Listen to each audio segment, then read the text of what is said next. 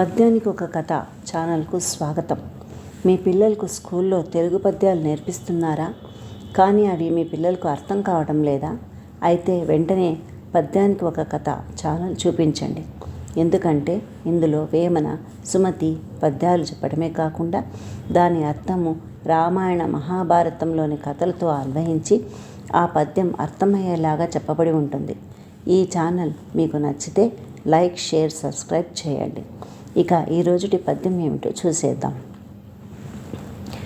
గంగిగోవు పాలు గరిటెడైనను చాలు, కడివెడైననేమి ఖరము పాలు, భక్తి గలుగు కూడు పట్టడైనను చాలు, విశ్వదాభిరామ వినురవేమ. ఇది వేమన పద్యం. గంగిగోవు అంటే శ్రేష్టమైన ఆవు. అటువంటి ఆవు పాలు ఒక గరిటెడు తాగినా మనకు ఎంతో మేలు చేస్తుంది. ఖరము అంటే గాడిద. గాడిద పాలు ఒక కుండెడు తాగినా ఏమీ రాదు. అదేవిధంగా మనసారా ఒక పిడికెడు అన్నం పెట్టినా తిన్నవారికి కడుపు నిండిపోతుంది, సంతృప్తినిస్తుంది. అంటే ఏమి ఇచ్చినా, ఎంత ఇచ్చినా మనస్ఫూర్తిగా ఇవ్వాలి. ఇది అర్థం కావడానికి మహాభారతంలోని ఒక ఘట్టం, భాగవతంలోని ఒక ఘట్టం రెండు చెప్పుకోవచ్చు. మీకందరికీ తెలుసు, కృష్ణుడు, సుధాముడు బాల్యమిత్రులు. సుధాముడంటే కృష్ణునికి చాలా ఇష్టం. సుధాముడు చాలా బీదవాడు. అందులో గంపెడు పిల్లలు. అందరికీ తిండి పెట్టలేక అతని భార్య ఒకరోజు ఆజుబాజు ఇండ్లలో అడిగి ఒక పిడికెడు అటుకలు మూట కట్టి సుధామునికి ఇస్తుంది. వీటిని తన స్నేహితుడైన కృష్ణుడికి ఇచ్చి అతనిని సహాయం అడగమని చెప్పి కృష్ణుని వద్దకు పంపిస్తుంది. కృష్ణుని వద్దకు వెళ్ళాక అతను చేసిన సపర్యలకు మురిసిపోతాడు. ఆ సంపదనంతా చూసి కృష్ణునికి కొన్ని అటుకులు ఇస్తే ఏం బాగుంటుంది అని తను తెచ్చిన అటుకుల మూటను దాచేస్తాడు. కానీ కృష్ణుడు సుధాముడు భక్తితో, ప్రేమతో తెచ్చిన అటుకుల మూటను బలవంతంగా తీసుకుని కొన్ని అటుకులు తింటాడు. దానికే సుధాముడు ఎంతో సంతోషపడిపోతాడు. సుధాముడు ఇంటికి వెళ్ళేసరికి అతని పూరి గుడిసె ఉండే చోట పెద్ద భవంతి ఉంటుంది. అతని భార్య, పిల్లలు మంచి దుస్తులు, నగలు వేసుకుని సంతోషంగా కనిపిస్తారు.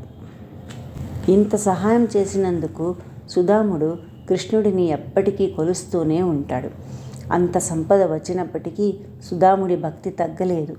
సుధాముడు కృష్ణుడికి కొన్ని అటుకులే ఇచ్చినా అభిమానంతో, భక్తితో ఇచ్చాడు కాబట్టే కృష్ణుడు అంత సంతోషించాడు.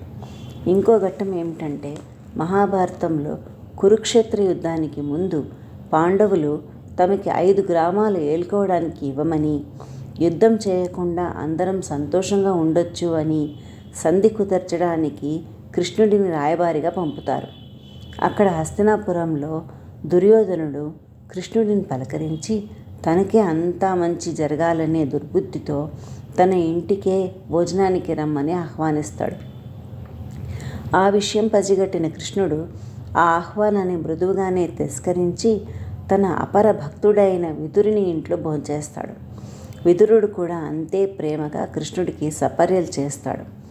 ఒకసారి భక్తిలో విదురుడు కృష్ణుడికి అరటిపండు ఒలిచి పండు ఇవ్వకుండా పొట్టు ఇస్తాడు. కృష్ణుడు దానినే సంతోషంగా స్వీకరిస్తాడు. భక్తుడు మనస్ఫూర్తిగా భక్తితో ఏమి ఇచ్చినా భగవంతుడు స్వీకరిస్తాడు. ఇక్కడ సుధాముడు, విదురుడు ఇద్దరూ గంగిగోవు పాల వంటి స్వచ్ఛమైన మనసు కలవారు. అందుకే వారు ఏమి ఇచ్చినా భగవంతుడు స్వీకరించాడు. దుర్యోధనుడు ఖరము పాలు వంటివాడు, మలినమైన మనస్సు కలవాడు. అందుకే అతను ఏమి చేసినా భగవంతుడు స్వీకరించలేదు. అందుకే మనం ఎవరికైనా ఏదైనా ఇచ్చేటప్పుడు అది చిన్నదైనా సరే మనస్ఫూర్తిగా ఇవ్వాలి. జై తెలుగు తల్లి.